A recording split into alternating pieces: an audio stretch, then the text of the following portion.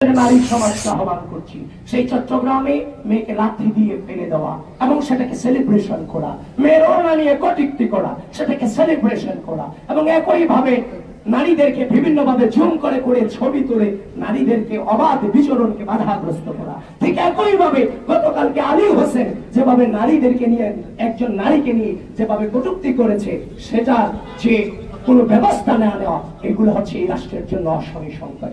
গোটা বাংলাদেশের নারী সমাজ এবং ঢাকা বিশ্ববিদ্যালয়ের প্রত্যেকটা বোনকে আমি আহ্বান করছি, দায়িত্বহীন ভাবে আহ্বান জানাচ্ছি, নিঃস্বার্থ ভাবে আপনারা এটার প্রতিবাদ জানান।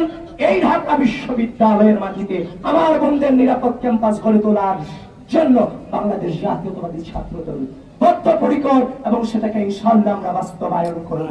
এবং তারই সাথে আরেকটা জিনিস আমি এড করে দিচ্ছি, ডাকসু নির্বাচনকে বানচাল করার জন্য ইতিমধ্যে বাংলাদেশ জাতীয়তাবাদী ছাত্রদল এই প্যানেলে এবং বাংলাদেশ জাতীয়তাবাদী ছাত্রদলের প্যানেলে প্রার্থীদেরকে রাজনৈতিকভাবে মোকাবেলা করতে ব্যর্থ হয়ে বিভিন্নভাবে অনলাইন বিভিন্নভাবে প্রোপাগান্ডা ছড়ানো হচ্ছে। বসুন্ধরা ট্যাবলেট এখন আরো উন্নত। এই হট এয়ার থ্রো টপশিট দ্রুত শোষণ করে সোনামণিকে দেয় কোমল অনুভূতি। প্রিয় দেশবাসী এবং ঢাকা বিশ্ববিদ্যালয়ের শিক্ষার্থীবৃন্দ, আপনারা সচেতন থাকবেন। ডাকসু নির্বাচন যথাসময়ে অনুষ্ঠিত হবে। গতকালকে আমরা যে মতটা দেখেছি, যে পরিকল্পিত মতটা আমরা দেখেছি, আমাদেরকে পরিকল্পিতভাবে যেভাবে বিশ্ববিদ্যালয়ে উত্তপ্ত করা হয়েছে, এটা নিয়ে প্রিয় সাংবাদিক বৃন্দ আপনাদেরকে বলছি, আপনারা অনুসন্ধান করুন। একজন প্রার্থিতার বৈধতা নিয়ে চ্যালেঞ্জ করা হয়েছে। যদি সিদ্ধান্ত আসে তাহলে প্রার্থিতার বৈধতা অবৈধতা নিয়ে সিদ্ধান্ত আসবে। সেখানে গোটা নির্বাচন প্রক্রিয়াকে স্থগিত করা পরিকল্পিত মনে হয়েছে আমাদের কাছে।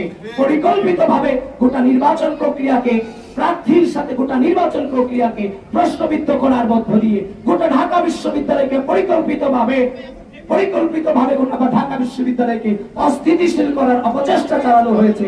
যেখানে আমরা আশা রাখছি তাদের সিনিয়রদের এখানে আমরা তাদের যে সিনিয়র, তাদের সেখানে